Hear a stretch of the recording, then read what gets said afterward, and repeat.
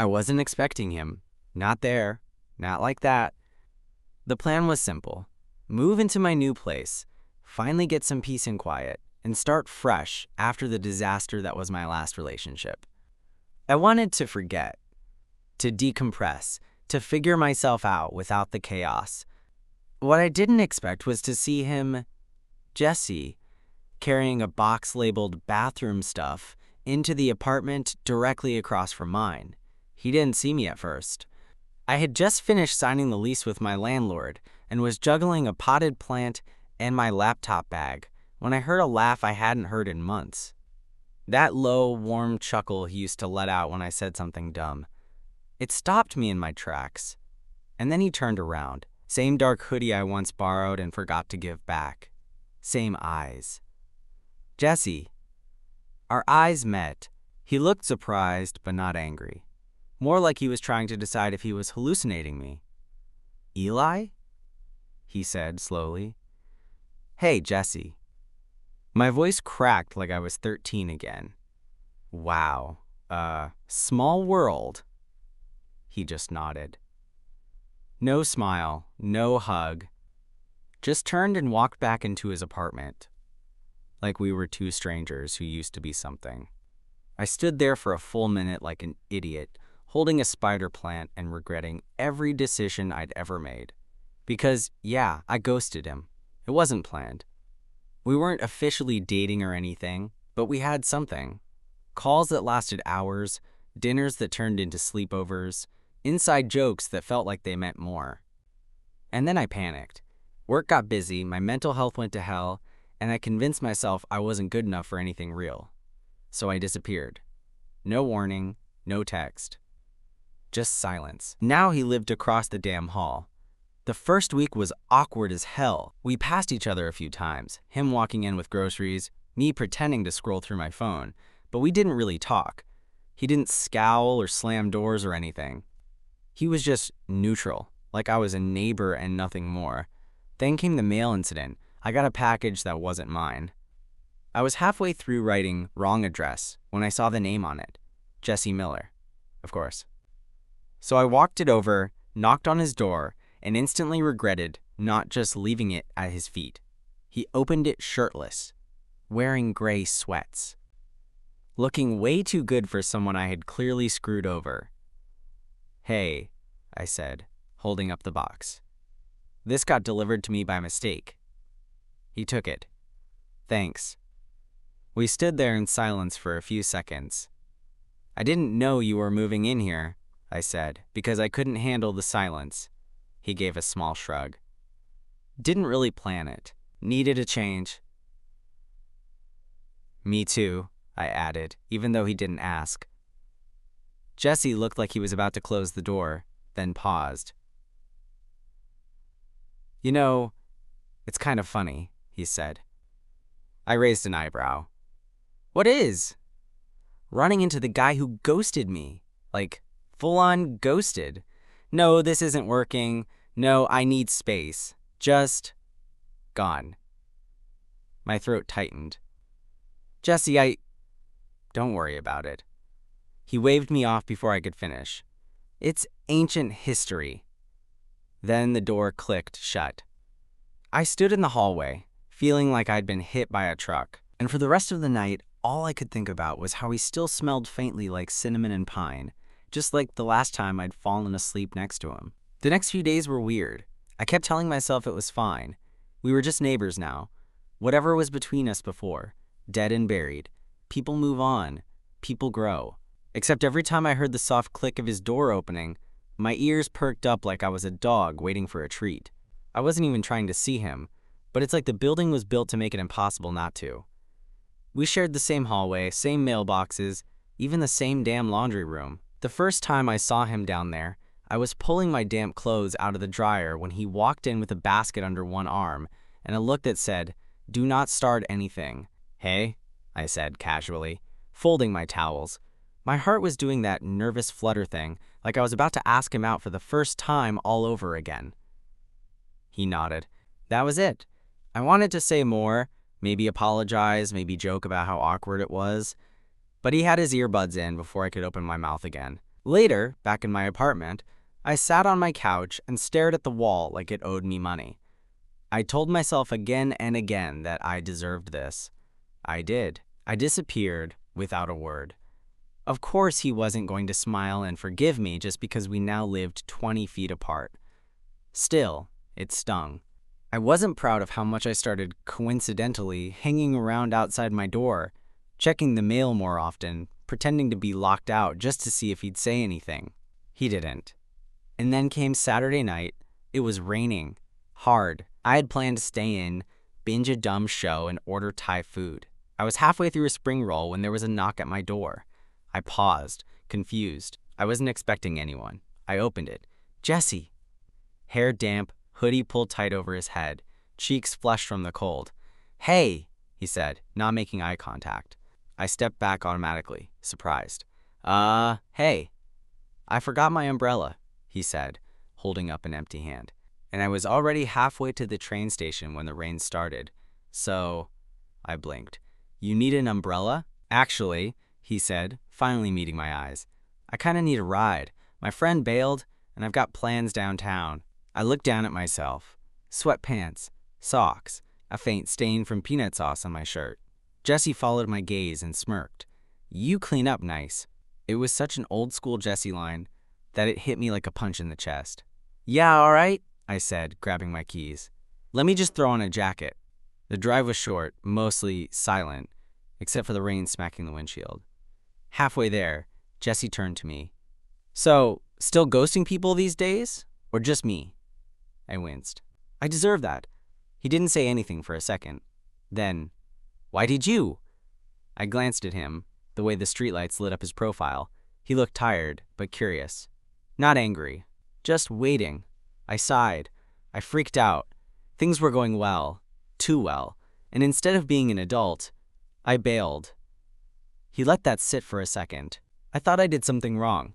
No, I said quickly. God, no. You were amazing. That was the problem. He chuckled under his breath. You really suck at compliments. I'm working on it. We pulled up outside some bar with a neon sign I didn't recognize. Jesse turned to me before getting out. For what it's worth, he said, I'm not still mad. I just didn't know where to put it. I nodded. I get that. He hesitated. You want to come in? Just for a drink? And I don't know what surprised me more. Him asking, or the fact that I said yes without thinking twice. We walked into the bar, side by side, but with that weird buffer of air between us. Close, but not close enough to touch. The place was low lit, with that hazy kind of warmth bars always have when it's raining outside. A few couples in the corner, a group of guys by the pool table, and music low enough you could actually talk over it. Jesse led us to the bar, ordered a beer for himself, then looked at me. You still drink that shitty cider? He asked with a half smile. I smirked. Only the classiest apple trash, he told the bartender. One overpriced cider for the classy gentleman, and I felt this flicker of something old and familiar stir in my chest. We found a small booth near the back, and I slid in across from him, not entirely sure what this was. A peace offering? A test? Closure? He took a sip of his beer. So what have you been up to? Besides vanishing into thin air. I winced again. Okay, I really deserved that. You really did. I ran a hand through my hair. Freelancing. Mostly writing stuff. Copy for websites, ads. It's not sexy, but it pays the bills. Jesse nodded. Still into photography? I blinked. You remembered that? He shrugged like it was no big deal. You used to talk about it like it was the only thing keeping you sane. I felt something sharp and warm in my chest. No one had said that to me in a long time. No one else had gotten it like he did. What about you? I asked. You were working at that nonprofit last time we talked, right? Still there, he said. Boring as hell, but I like the people. It was easy after that. Too easy. The conversation flowed the way it always had, with these effortless dips into familiar waters, shared jokes, little teases that didn't feel loaded. We talked about the new burrito place in the neighborhood, the guy who always sings too loud at the laundromat, the weird lady with 5 cats who always complains about the recycling bins. and then there was a pause. Not awkward, just heavier. Jesse leaned back in the booth, watching me in that quiet way he always did when he was thinking something but didn't want to say it yet. "You ever think about that night?" he asked finally. I knew exactly which night he meant. We'd never officially called it a date, but it had felt like one. Sushi, his hand brushing mine in the Uber, that stupid indie movie we both hated but couldn't stop quoting, and then the kiss. Soft, hesitant, in the hallway of his old place. The way his hand had found the back of my neck, gentle but sure, I nodded. "Yeah, a lot." Jesse looked down at his beer, swirling it slowly. I thought maybe that was the start of something. "I thought so too," I said quietly. He looked up. "So why'd you run?" I swallowed hard. "Because it scared the shit out of me. Because I liked you too much. And because I didn't think I deserved anything good." That hung in the air like fog. "You don't get to decide that," he said. "Who deserves what?" "I know," I murmured. "I know that now." Jesse leaned forward, his voice low. "I waited a long time for you to come back." My chest ached. I didn't think he'd still want anything to do with me. He gave a crooked smile. "I didn't say I did. I just said I waited." Fair enough. We sat there in silence for a few beats. Then he drained the rest of his beer and stood. "You walking me home? Or am I calling another flake?" I laughed, a little stunned. "I'm walking you home." As we stepped out into the rain, he didn't reach for my hand. But he didn't walk ahead of me either. The rain had turned soft, almost romantic, like the city had dimmed its usual chaos just for us. We walked side by side, shoulders brushing every now and then. The kind of accidental contact you pretend not to notice, even though your body feels it like an alarm. Neither of us talked much. There wasn't anything left to say that hadn't already been said in the bar, or left unsaid between then and now. When we reached our building, Jesse unlocked the door and held it open for me. I hesitated, just a second, before stepping through. Inside, the hallway was dim and quiet. The lights flickered the way they always did, and the floor creaked just once under my feet. Familiar. Normal. But it didn't feel normal. Outside, we were people catching up. In here, we were two ghosts who hadn't finished haunting each other. He stopped at his door, turned to me, and for a second I thought he was going to say goodnight and leave it at that. But then he asked, casual as anything, "You want to come in for a bit?" And I should have said no. Not because I didn't want to. I did. Desperately. But because I knew what it meant. What could happen? I'd already heard him once, and part of me worried that crossing that threshold would drag all the old confusion back with it. But I said, yeah, sure, because I'm weak. Or maybe just honest. His apartment hadn't changed much since he moved in. Minimalist, clean, a few potted plants that somehow weren't dead, a half-read book on the couch, a hoodie tossed over the back of a chair. It smelled like detergent and something warm, vanilla maybe, or cedar. I lingered near the door while he kicked off his shoes. "You want a drink?" he asked, already heading toward the kitchen. "Water's fine." He grabbed 2 glasses and came back, handing me one. We sat on opposite ends of the couch, the kind of too far spacing that felt more like defense than comfort. I sipped my water and tried to think of something to say, but he beat me to it. "You didn't used to be this quiet. You didn't used to be this forgiving." He smiled faintly. "I'm not sure I am." We sat there for a few more minutes, the quiet pulsing with all the things we weren't addressing. Then Jesse set his glass down and leaned back, exhaling through his nose. "You know, I thought about what I'd say if I ever saw you again." "Oh yeah?" I asked, trying to keep my tone light. "Did it involve yelling?" He laughed once, soft. "No, it was worse. It was mature." I grinned, despite myself. "God forbid. I was gonna be calm, grown up, tell you I understood, that it wasn't personal. And now?" He looked over at me, something flickering behind his eyes. "Now, I just want to know if it meant anything to you. Any of it." His voice wasn't accusing. It wasn't bitter. Just honest. I stared at my glass. "Yeah. It meant a lot. More than I let myself admit. That's why I panicked. You made me feel like I wasn't alone for the first time in a long time. Jesse's posture shifted, softer. I hated that you left like that, but I hated more that I still checked my phone for weeks afterward. I know. I'm sorry, he nodded slowly. I don't need perfect, I just need real. Something about that. So simple, so bare. Hit me right in the chest. The room felt heavy all of a sudden. Or maybe just full. Jesse leaned forward, elbows on his knees. So what now? You here to make up for lost time? Or are we just playing neighborly exes who once almost meant something? I didn't know how to answer. Not really. So I did what I'd wanted to do the second I saw him on move-in day. I leaned in. Just a little. And he didn't move away. The distance between us closed in a heartbeat. I didn't think about it. There wasn't time to weigh the consequences or question what it meant. All I knew was that his mouth was closer than it had been in months. And if I waited even a second longer, I'd regret it. So I kissed him. Soft at first, hesitant, like I was testing if I still had permission. He didn't flinch, didn't pull away. He kissed me back. And then suddenly it wasn't soft anymore. It was urgent. Months of silence poured into that moment. Every unsent message, every lonely night, every second we'd spent pretending we didn't miss each other. Jesse's hand found the side of my face, his thumb brushing just below my ear the way he used to when things were quiet and calm between us.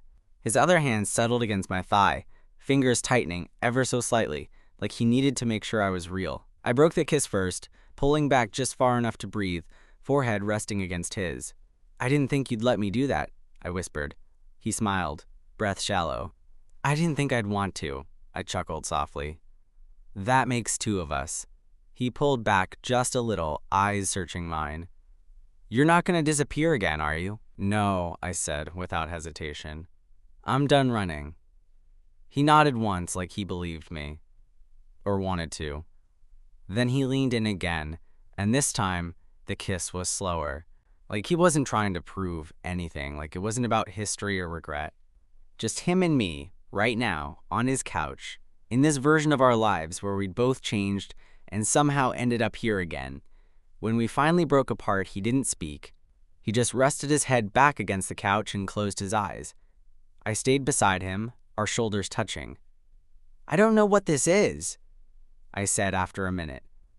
I don't know if we're picking up where we left off or starting over. Jesse didn't open his eyes, but his voice was steady. Then let's not label it. Let's just be, I nodded. I can do that.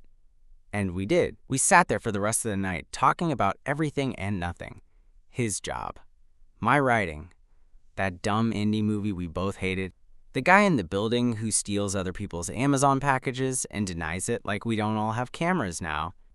At some point I realized I was no longer keeping track of the time. No longer worried about what tomorrow would bring. I was just there, beside Jesse, in a room that suddenly felt less like a neighbor's and more like home. When I finally stood to leave, he didn't stop me, but he did walk me to the door. And just before I stepped out, he said, "Night, Eli," like it was easy, like it was normal. And for the first time in a long time, it felt like maybe, just maybe, it could be again. After that night, things changed, but not in the big dramatic way you'd expect. There were no sweeping declarations, no sudden sleepovers or keys exchanged. It was smaller than that, quieter. The way he smiled at me in the hallway instead of looking past me. The texts that started showing up around lunch. How's the writing? Or, saw a guy who looked like you but less grumpy. The way he knocked on my door one night, holding 2 mugs of tea like it was the most normal thing in the world, then sat on my couch and watched bad reality TV with me for 2 hours. We never called it anything. We didn't talk about what we were doing or where it was going. Maybe that was easier for both of us, less pressure, fewer expectations. But nothing about it felt casual. Every look lingered a little too long. Every touch lasted a beat more than it should have. And when he kissed me goodbye at his door one morning before work, his hand resting at the back of my neck, slow and reluctant, I felt it down to my bones. We were playing a dangerous game, pretending like this wasn't a second chance. It came to a head one Friday night. He'd come over with Thai food and a bottle of wine, claiming he had a rough week and needed to vent. We sprawled out on the floor, using the coffee table as a makeshift dining spot, legs brushing now and then under the low table. "I think my boss is either secretly in love with me or plotting my death," he said mid-bite. I snorted. "Why not both?" He pointed his chopsticks at me. "You joke, but she brought me coffee today. Like, out of nowhere. No meeting. No passive-aggressive email. Just coffee and eye contact." "Scandalous," I said, grinning. He leaned back against the couch, stretching his arms behind his head. His shirt lifted just enough for me to catch a glimpse of skin, and my brain went briefly offline. I cleared my throat and grabbed a spring roll. Jesse tilted his head, watching me. "You always do that," I blinked. "Do what?" "Look away. When you think I don't notice you staring." My hand froze mid-air. "I wasn't." "You were," he said gently. "It's okay. I do it too." I put the spring roll down. He shifted, leaning closer. "You know, for people who claim this isn't a thing, we sure act like it is." I swallowed. "Yeah, I've been thinking about that." "And?" I looked at him, really looked at him. His eyes weren't teasing. They were steady, careful, like he was bracing for something. "I don't want to mess this up again," I said quietly. "I don't want to say the wrong thing or move too fast." "You're not," he said. "You're here. That's enough." He touched my hand then, and I felt my pulse spike. We didn't kiss, not right then. Instead, we sat there on the floor, knees touching, fingers slowly intertwining like something out of a slow burn movie. And it hit me all at once. This wasn't just chemistry or nostalgia or convenience. This was someone who had been hurt by me, who still let me back in, who wasn't asking for guarantees, just honesty. And for the first time in forever, I wanted to give it. All of it. It wasn't planned. He didn't show up with a bag or ask to stay. There was no cute text saying, "Can I crash with you tonight?" It just happened. We were watching a movie, some slow-paced indie thing with a soundtrack that made you feel things even when the plot didn't. Jesse had his head resting against the back of the couch, legs stretched out, one foot just barely brushing mine where they met in the middle. I looked over at some point, maybe halfway through, and his eyes were closed, his chest rising and falling in that calm, even rhythm. I could have woken him. I almost did. But something about seeing him like that, in my space, asleep like he belonged there, made me pause. I turned the volume down, let the credits roll, and just sat there. Eventually, I got up, grabbed a blanket, and draped it over him. I figured I'd crash in bed and let him sleep it off on the couch. But just as I was turning to go, I felt his hand close around my wrist. "Where are you going?" he mumbled, eyes still half shut. "I figured I'd let you sleep," I said. "You passed out." He opened his eyes fully, still groggy. "You're seriously gonna leave me out here like some stray dog?" I smirked. "You looked comfortable." "Come back," he said, tugging lightly on my wrist. And just like that, I did. I dropped down beside him, and we lay there in silence, side by side, the blanket barely covering both of us. His hand found mine under the blanket, fingers lacing together without a word. After a while, he whispered, "I used to imagine this." I turned to look at him. This? Us. Like this, watching movies, falling asleep together. Nothing complicated. I wanted to say something back, something meaningful, but instead, I just moved closer, resting my head against his shoulder. That was enough. We didn't kiss. We didn't sleep together. We just stayed there. Together. Until sleep took both of us, and in the morning, when I woke up, he was still there. Warm, breathing softly, his hand still loosely holding mine. For once, I didn't wake up with panic or regret or that sharp jolt of, what did I do? I felt calm, grounded. Like maybe all those messes I'd made didn't mean I couldn't have something good now. Maybe forgiveness looked a lot like two people on a couch under a too small blanket, starting over without needing to say the words out loud. After that night, he started staying over more often.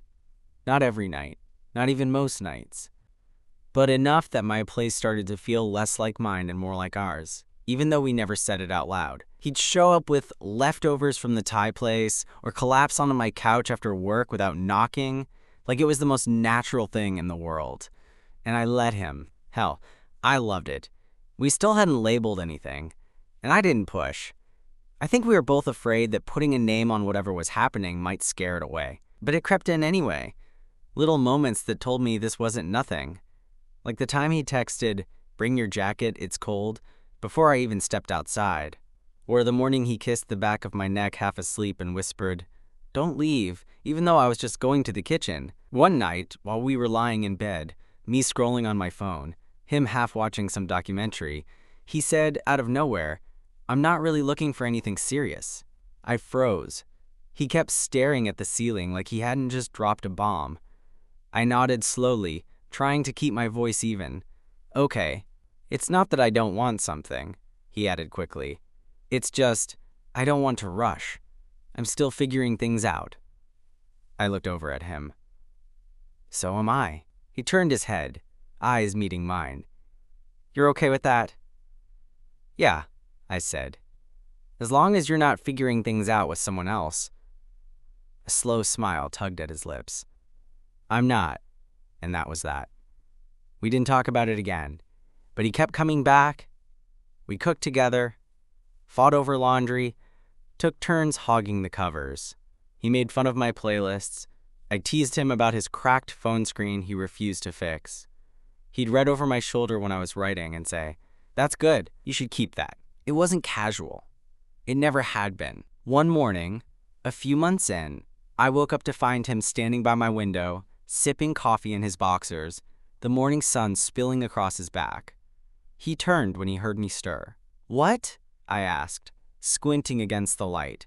He shrugged, a little sheepish. "You snore," I groaned. "God, don't say that. You're ruining the illusion." He chuckled and walked back to the bed, crawling in beside me.